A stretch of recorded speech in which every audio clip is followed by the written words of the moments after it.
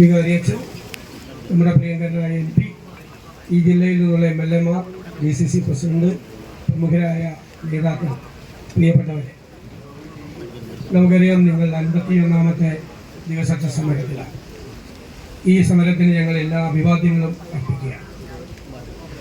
ഈ വിഷയം നമ്മൾ അറിഞ്ഞപ്പോൾ യഥാർത്ഥത്തിൽ ഞാൻ അറിഞ്ഞത് ഈ സമരസമിതി സ്ഥലം MLA-യുമായിട്ട് ബന്ധപ്പെട്ട് സ്ഥല MLA ഇത് വളരെ പെട്ടെന്ന് പരിഹരിച്ചു തരാം, ഗവൺമെന്റിൽ ഇടപെട്ട് എന്ന് പറഞ്ഞു ആ ലോക്കൽ പ്രശ്നമായിട്ട് മാത്രം ആണ് ഒരു കൊണ്ടുപോയി.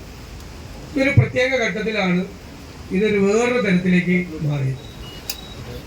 ഞങ്ങളിത് അറിഞ്ഞ ഉടനെ ഞങ്ങൾ എന്താ ചെയ്യേണ്ടത്? ഇത് നിയമപരമായ പ്രശ്നം കൂടിയാണ്.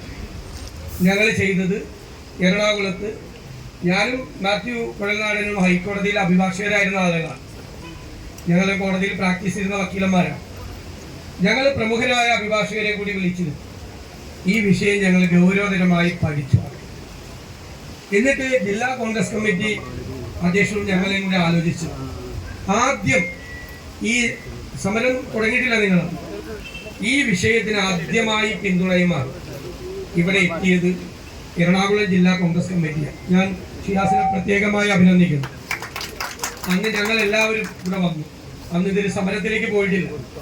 ഞങ്ങൾ വന്ന് നിങ്ങളെ എല്ലാവരെയും ക്ഷണിച്ച് ഒരു പൊതുയോഗം നടത്തി അല്ലേ? ആ പൊതുയോഗത്തിൽ തർക്കശങ്കയ്ക്കിടയില്ലാത്ത വണ്ണം ഞങ്ങൾക്ക് പിന്തുണ പ്രഖ്യാപിച്ചു. 1. 2 പറഞ്ഞു, ഞാനൊന്ന് പറഞ്ഞ വാര്യം എനിക്കിപ്പോഴും ഓർമ്മയുണ്ട്. എൻ്റെ തൊട്ടപ്പുറത്താണ് പറവൂർ. ഞാൻ അവിടുത്തെ MLA കൂടിയാണ്. അവിടെ നിന്ന് ഒരാളും വന്ന് ഒരാളെയും കൂടി ഇറക്കില്ല പറവൂർ എന്നുള്ള ധൈര്യമുള്ള ആരുമില്ല. അതിൻ്റെ തൊട്ടടുത്താണ് ചെറായി. എനിക്ക് ചെറായി, മുനമ്പം ഒക്കെ പറവൂര് പോലെയാണ്. ഞാൻ അന്ന് പറഞ്ഞ വാചകം, ഇവിടെ കുടിയിറക്കലിൽ ഒരു കാരണവശാലും ഉണ്ടാവില്ല. പിന്നീടാണ് ഇതൊക്കെ ആളുകൾ വേറെ രീതിയിൽ പറഞ്ഞത്. ഞങ്ങളിത് ഏറ്റവും എളുപ്പത്തിൽ പരിഹരിക്കാനുള്ള മാർഗങ്ങൾ ഞങ്ങൾ തേടി. എന്താണ് എളുപ്പത്തിൽ പരിഹരിക്കാനുള്ള മാർഗങ്ങൾ? 1, ഇത് വഖഫ് ഭൂമിയാണ് എന്ന് ആരാ അവകാശപ്പെടുന്നത്? സംസ്ഥാനത്തെ വഖഫ് ബോർഡ്. ആ വഖഫ് ബോർഡിനെ ആരാ നിയമിച്ചത്? സംസ്ഥാന സർക്കാർ അല്ലേ? സംസ്ഥാന സർക്കാർ. വഖഫ് ഭൂമിയാണ് എന്ന് പറയുന്നത് ശരിയാണോ? അതാണ് നമ്മൾ ആദ്യം പരിശോധിച്ചത്.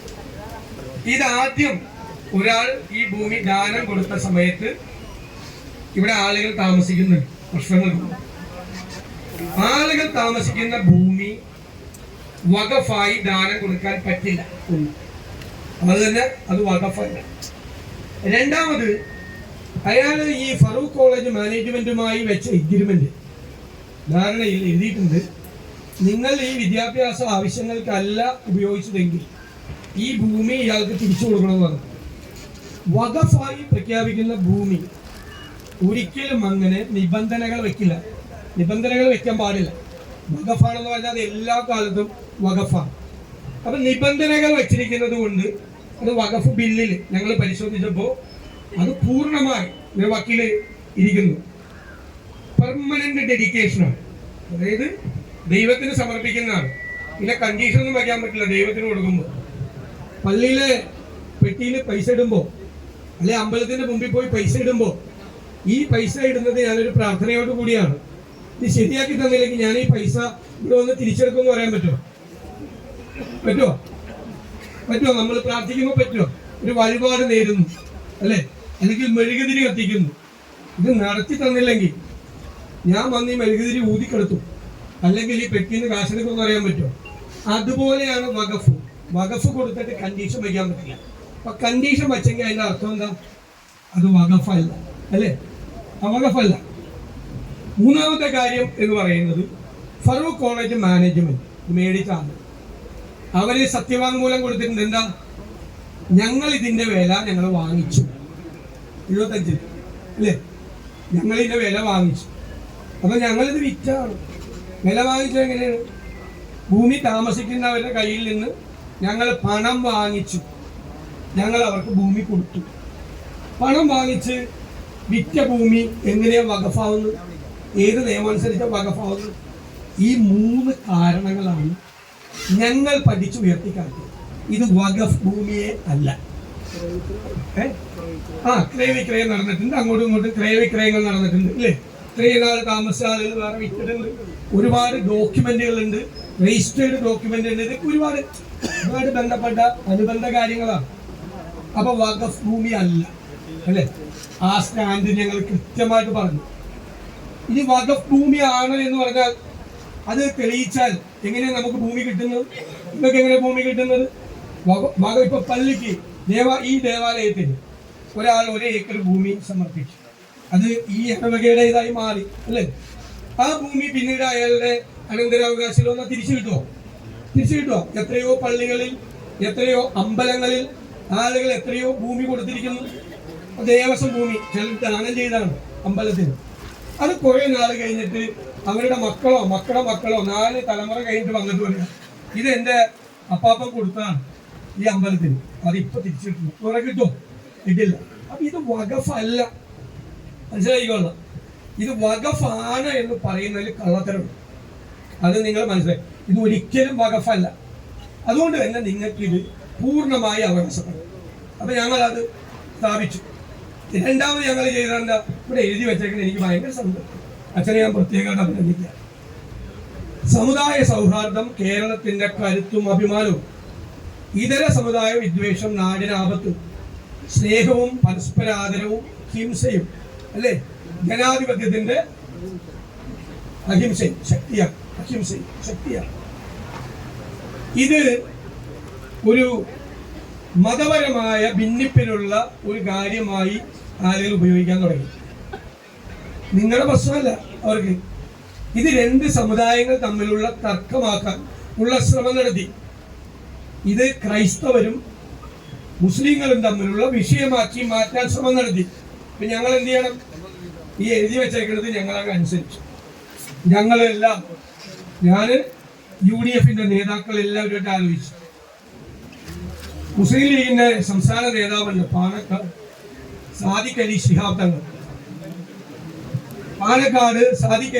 തങ്ങൾ, പ്രതിപക്ഷ ഉപനേതാവുണ്ട് ശ്രീമതി ഉമാ തോമസ് കൂടി എത്തിയിട്ടുണ്ട്. തൃക്കാക്കര MLA. ഒരാളുടെ കുറവുണ്ടായിരുന്നു, എങ്ങനെ വിഷമിച്ച് നിൽക്കുകയായിരുന്നു. ആളെ എത്തിവിട്ടു. ഉപനേതാവ് അവര് 2 പേരും നിങ്ങൾ ശ്രദ്ധിക്കണം. അവര് 2 പേരും എന്താ ചെയ്തത്? ഞങ്ങൾ എല്ലാവരും ആലോചിച്ചു. മുഴുവൻ മുസ്ലിം സംഘടനകളുമായി അവരെ ആശയവിനിമയം നടത്തി ഞങ്ങളെല്ലാവരും. എന്നിട്ട് ഞങ്ങൾ ഈ പറഞ്ഞ കാര്യം അവരെ മുഴുവൻ ബോധ്യപ്പെട്ടു. പാണക്കാട് സാദിഖ് അലി ശിഹാബ് തങ്ങൾ കോഴിക്കോട് മുസ്ലിം സംഘടനകളുടെ യോഗം വിളിച്ചു കൂട്ടി.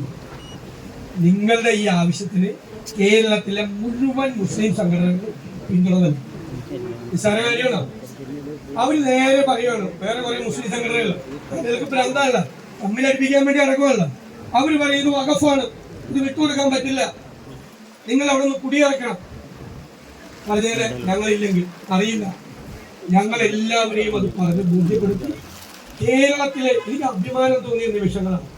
കേരളത്തിലെ മുഴുവൻ മുസ്ലിം സംഘടനകൾ, പാണക്കാട് സാദിഖ് അലി തങ്ങള് മുസ്ലിം ലീഗിന്റെ മാത്രം നേതാവല്ല, കേരളത്തിലെ മുസ്ലിങ്ങളുടെ ആത്മീയ നേതാവ് കൂടിയാണ്. അദ്ദേഹത്തിന്റെ നേതൃത്വത്തിൽ ഈ തീരുമാനമെടുത്തു.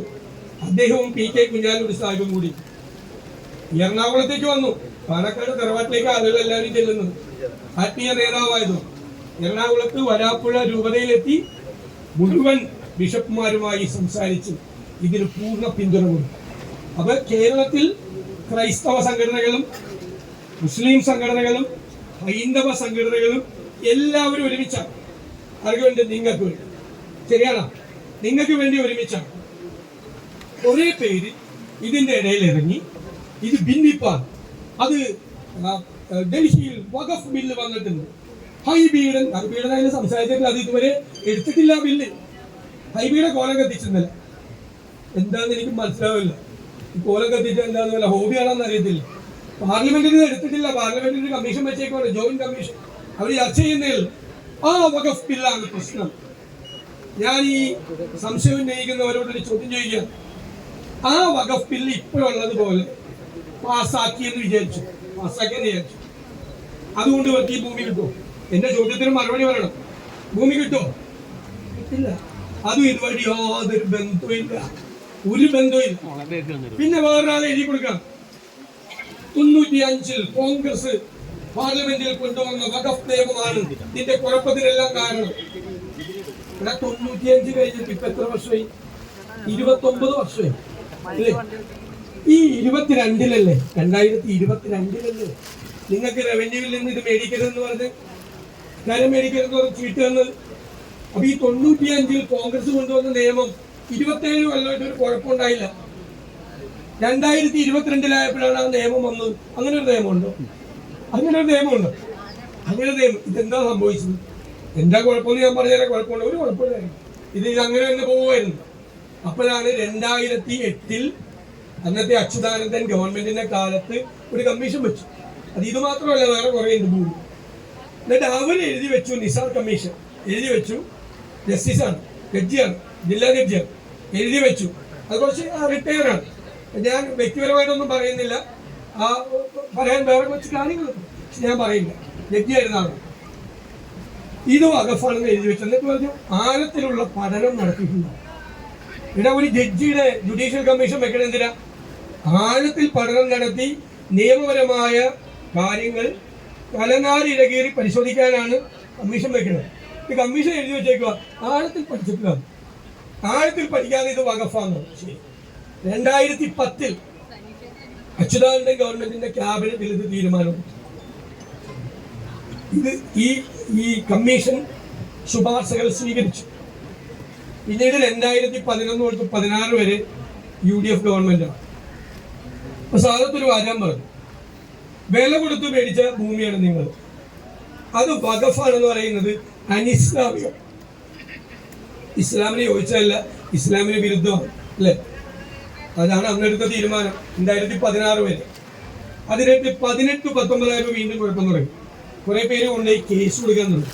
കേസ് 1-2 പേരാണ് കേസ് കൊടുക്കാൻ തുടങ്ങി. നിങ്ങൾക്കതിന് ഞാനൊരു ദിവസം വരട്ടെ, നമ്മളിത് ഞാൻ പറയാം, അതൊക്കെ ഞാൻ നിങ്ങൾക്ക് പറഞ്ഞുതരാം. ഈ കേസ് കൊടുത്ത ആളുകളും ഇവരൊക്കെ ആയിട്ടുള്ള ബന്ധം ഞാൻ പിന്നീട് പറഞ്ഞുതരാം. നമ്മളിപ്പോ നിങ്ങളുടെ കാര്യത്തിന് പരിഹാരം ഉണ്ടാക്കാൻ നിൽക്കുകയാണ്. രാഷ്ട്രീയമോ മതമോ കലർത്തുന്നില്ല. നിങ്ങളുടെ കാര്യത്തിനാണ് പരിഹാരം. രാഷ്ട്രീയമൊക്കെ പിന്നെ നിങ്ങളുടെ പ്രശ്നം പരിഹരിച്ചിട്ട് കൊടുത്തോളാം. ഇല്ലെങ്കിൽ അപ്പം മറുപടി കൊടുത്തു പോകാനുള്ള എല്ലാ സാധനവും എൻ്റെ വണ്ടിയിലിരിക്കുന്ന എൻ്റെ ബാഗിലുണ്ട്. ഇവിടെ ഇന്ന് അത് കാണിച്ചാൽ വിവാദവും പല കാര്യങ്ങളും. ഈ കേസ് കൊടുത്ത ആരാന്നൊക്കെ അന്വേഷിച്ച് കഴിഞ്ഞാൽ നിങ്ങൾക്കെതിരായിട്ട് കേസ് കൊടുത്ത ആരാന്ന് ഞാൻ ഒന്നും ചെയ്യുന്നില്ല. രാഷ്ട്രീയം ആക്കുന്നില്ല. നമുക്ക് നമ്മുടെ പ്രശ്നം പരിഹരിക്കാം. എന്നിട്ടാണ് 2021-ൽ 22 പോയി കരം മേടിക്കേണ്ട എന്നും പറഞ്ഞിട്ടുള്ള ഒരു ഉത്തരവ് കൊടുത്തത് അല്ലേ? ഉത്തരവ് കൊടുത്തത് 2009-ലെ കമ്മീഷൻ ആലോചിച്ചോണം. അപ്പൊ എത്ര കൊല്ലം? 13 കൊല്ലം കഴിഞ്ഞിട്ടാണ് മേടിക്കുന്നതാണ് തീരുമാനിച്ചത്. ഇപ്പൊ ഇങ്ങനെ നിൽക്കും.